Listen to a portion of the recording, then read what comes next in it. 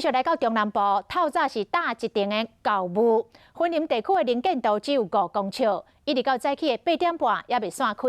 气象局讲，这是辐射雾。哇，大浓雾，8点半了还都这么雾。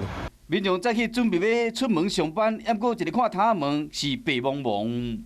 你说我们是住哪里？住11楼啊。你说很像住在哪边？住在山上。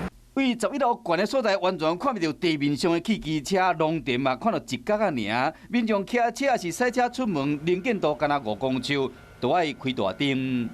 如果没有开灯是蛮危险的。因为会看不到前面有没有车。大概能见度大概几公尺？5公尺左右。对。哦，很久了。很久了哈。那表示是不是今天天气会很好？对，像这种有这种雾的话，中午一定很热。因为台湾的天顶无较悬的云层，敢若地面上的水汽，气象站就讲，这个现象就是辐射雾。为昨暝开始，就一直往沿海方向刷震动，影响范围包括规个中南部。辐射雾的话，就是说无风、晴朗、无云的状态下，地表冷却温度就会蛮冷的。如果你地表的水汽够，就会产生这个浓雾的一个情形。